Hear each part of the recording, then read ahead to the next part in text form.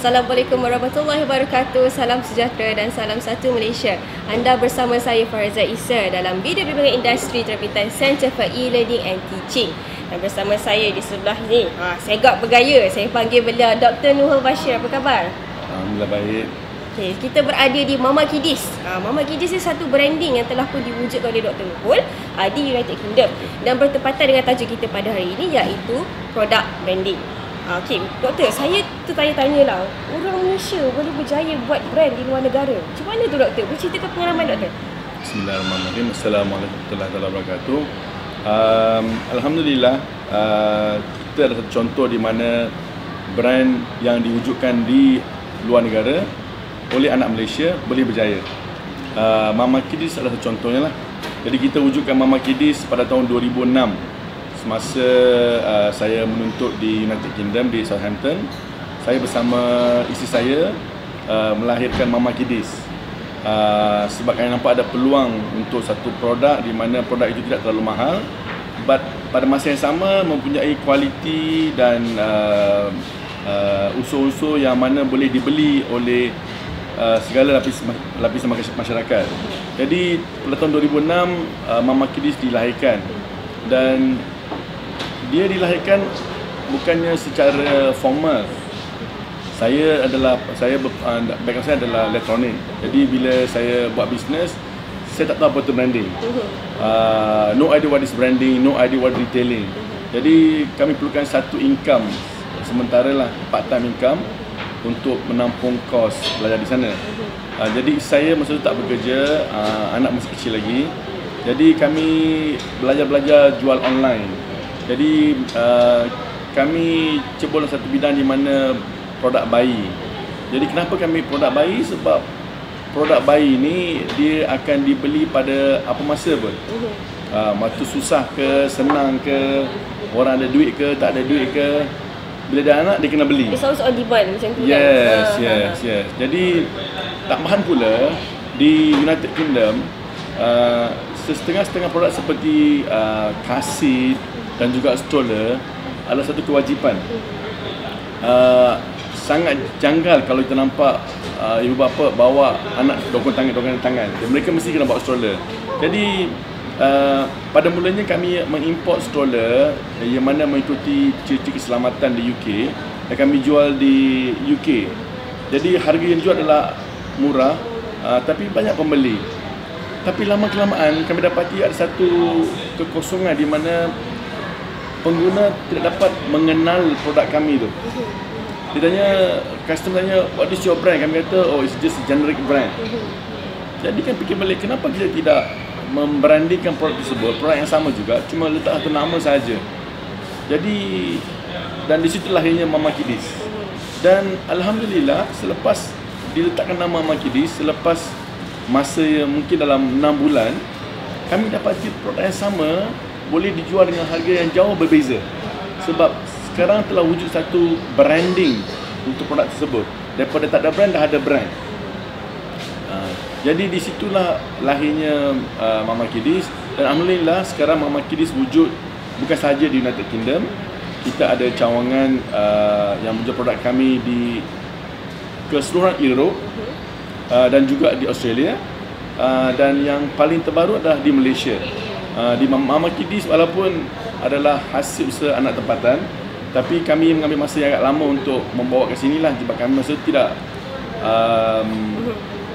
tahu macam mana para pelanggan akan respon. Jadi pada tahun 2013 baru pertama sekali Mama Kiddies dikenalkan di Malaysia.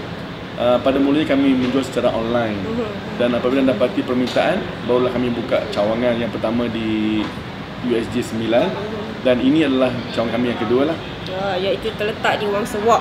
Kalau kata para penonton, anak-anak, adik-adik sekalian, kalau masuk ke Wang Sewak, lalu kat taksi tu nampaklah Mama Kiddies ya. Tapi kelainannya Mama Kiddies ni, dia campur dengan kafe, betul tak? Itu kapal halwa. Itulah kita nak nampak kelainan yang ada dalam. Bila kita berjiwa keusahawanan, kita perlu jadi lain daripada yang lain, betul tak? Jadi seperti yang kata Dr. Nuhul, pada asalnya kedai baby di Malaysia ni barang baby je semua kan. Tapi di Mama Kiddies tidak fokus pada barangan bayi sahaja kan. Jadi Mama Kiddies fokus kepada barangan yang macam mana? Mama Kiddies kita kita tidak mau just another baby shop. Kalau itu baby shop biasa kita nampak dijual A to Z lah, daripada lampin, putin sebagainya. Kita tidak sebegitu. Kita memakai satu produk ataupun butik barang yang baik, di mana pelanggan akan dapati produk-produk yang khusus, contohnya seperti stroller, travel cot, dollhouse dan sebagainya, yang mana kebanyakan produk-produk ini kalaulah dibeli di kedai-kedai biasa agak mahal. Jadi pelanggan di Mama Kiddies dapat membeli produk yang sama, di mana produk yang dijual di UK, di Australia, di Europe, di France dengan harga seperti beli produk tempatan. Sebab apa? Kami tidak perlu bayar kepada orang tengah. Jadi kami adalah owner of the brand. Jadi kami dapat jual dengan harga yang perbatutan, di mana harga itu dapat disampaikan kepada para pelanggan kami di Malaysia lah. So jadi lebih mudah macam tu, iaitu sole distributor lah orang kata kan. Ya, Mama Kiddies adalah sole distributor. Baiklah, untuk brand ni kan, apakah kriteria yang bagus untuk satu-satu brand yang berdasarkan pengalaman doktor dalam meng-createkan brand sendiri? Pertama sekali, brand kena ada uniqueness. Jadi bila kita nak start satu branding ni, kita nak tahu siapa kita punya target market kita.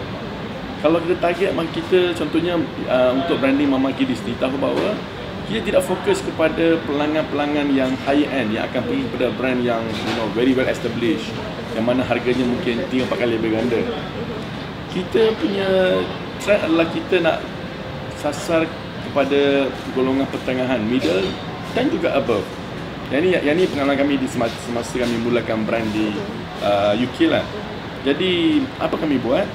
Kami bawa satu uniqueness di mana produk yang sama, hampir sama dengan brand yang besar, kami dapat jual pada harga yang hampir separuh harga daripada harga yang kami jual.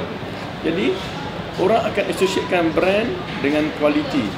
Di sini kualiti kami jaga, memang kami beri tumpuan 100%.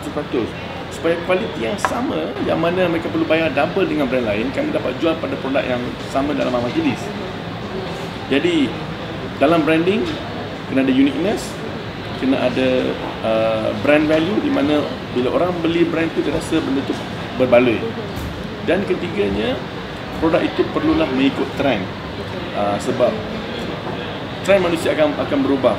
Produk yang orang suka hari ni tak suka tahun depan. Macam kita tengok macam iPhone, daripada iPhone 3 sekarang ada iPhone 6. Okey, jadi yang penting, tiga unsur penting dalam branding adalah, yang pertama adalah uniqueness, kedua brand value, dan ketiga adalah trend market trend. Mungkin dalam pelajar ni bila baca dalam buku, dia punya kriteria branding nak berbeza kan. Dan kita bercerita mengenai pengalaman saya sendirilah dalam satu brand ni, sebab trend is very important. Kami pernah jual satu produk ni di UK, di mana pada tahun pertama kami dapat jual pada harga yang sangat tinggi. Tapi pada tahun yang seterusnya terus tak ada siapa nak beli pun. Kenapa jadi macam tu? Sebab trending. Sebab di UK ni mereka terlalu fanatik terhadap fashion. Dan kita pun kena follow fashion tersebut. Kalau apa yang laku pada 2014, 2015 dah jadi lambat setahun. Jadi kami di UK, kami ada satu unit, yang mana unit dipanggil product development.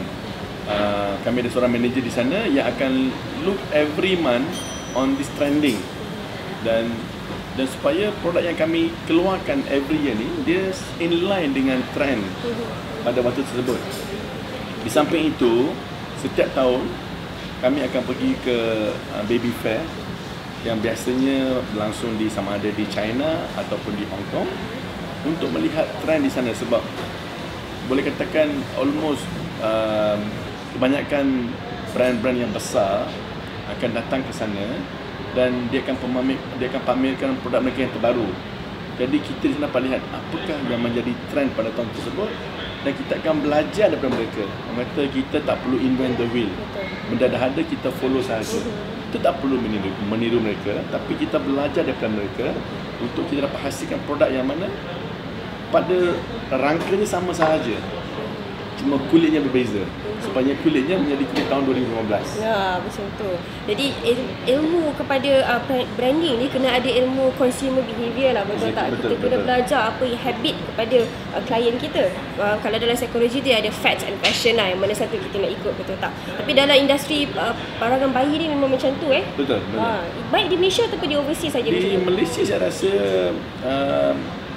itulah, selepas saya setahun setengah berkecimpung dalam perniagaan di Malaysia, ada sedikit kelainan mengenai branding, mengenai trending dan sebagainya lah. Sebab di Malaysia ni rata-rata sebab having a stroller consider satu yang tidak wajib, tak seperti di UK. Jadi kita nampak cuma golongan pertengahan yang mula menggunakan stroller. Dan one thing yang orang kata apa, menjadi cara mereka memilih adalah harga. Biasanya yang trending ni yang terbaru adalah mahal sikit, sebab kita tukar every year. Jadi kita nampak, walaupun kami bawa di Mama Kidis, kita bawa brand, kita ada associate brand seperti Baby Trend daripada US. Baby Trend kita bawa produk-produk yang terbaru. Mama Kidis daripada UK kita bawa produk-produk yang dihasilkan untuk tahun sama jugalah. Tapi bila kita tengok pelanggan pilih, mereka tak pilih pada trend. Mereka more onto functionality, more onto harga dan sebagainya lah. Jadi walaupun kami sebagai peniaga lebih suka kepada jual barang-barang yang baru harga mahal, tapi sebagai pengguna, hak pengguna saya rasa telah digunakan sepenuhnya lah. Sebab kalau function sama, kenapa nak beli yang baru kan? Kenapa nak beli yang harga lebih mahal kan? Jadi mungkin pelanggan Malaysia ni lebih bijak lagi lah. Mereka lebih praktikal untuk memilih barangan lah. Tidak seperti di luar negara. Baiklah, kita bercakap tentang pengalaman doktor dalam nak menghasilkan brand sendiri, jenama sendiri. Sebab kalau kata kita dengar di Malaysia nak buat jenama sendiri tu mudah di Malaysia kan, tapi nak pasarkan di luar negara itu lain cerita. But apa yang kita lihat pada Dr. Nurul, beliau menghasilkan brandnya di luar negara dan bawa ke Malaysia. Itu sesuatu yang unik yang patut kita pelajari. Okey, untuk itu mungkin boleh doktor kongsikan antara cabaran yang telah pun doktor lalui dalam nak menghasilkan brand, kerana jenama yang dah sedia ada dalam pasaran dah banyak. Jadi macam mana doktor memastikan jenama yang doktor bawa itu, Mama Kidis tu, boleh mendapat tempat di hati para pelanggan? Ya. Perkara penting yang kami lihat khususnya di Malaysia, seperti saya kata tadi, pelanggan lebih pentingkan functionality dan juga harga. Jadi untuk ini apa kami selepas setahun lebih berkecimpung di sini, kami telah mengambil langkah-langkah drastik, especially pada tahun ini selepas perancangan yang terbaru ni, di mana kami cuba dapatkan produk-produk yang baru tetapi dengan harga yang lebih kata affordable. Okey. Tapi pada masa yang sama, produk tersebut juga dipasarkan di UK. Jadi produk yang sama kualiti di UK. Tetapi apa kami lihat di Malaysia ni, harga dan function adalah dua benda yang sangat-sangat dipentingkan. Dan okey, contoh untuk stroller lah, walaupun stroller itu besar dan sebagainya, orang mesti tak minat. Mereka lebih minat kepada yang kecil, yang compact, yang senang dibawa kereta. Sebab rata-rata kereta yang menjadi satu kereta yang benchmark adalah Myvi. Jadi sebab pertama, boleh buat Myvi tak? Padahal di UK, stroller yang kami jual ni jauh lebih besar daripada yang kami jual di sini. Tapi orang sana, as long as benda tu boleh masuk dalam pintu rumah dia beli. Dia tak kisah sebelum masuk kereta dia nak buka tayar depan, dia tak kisah. Dan mungkin fizikal badan kita lah, badan Malaysia kan. Jadi itu yang sangat penting bila kita nak cuba satu bidang tu. Kita tak boleh bawa benda yang sama di UK ataupun di luar negara ke sini. Kita perlu buat adjustment. Brand yang sama, produk yang sama, tapi kita perlu buat adjustment supaya dia dapat orang kata apa, kira keperluan tempatan dapat dipenuhi lah.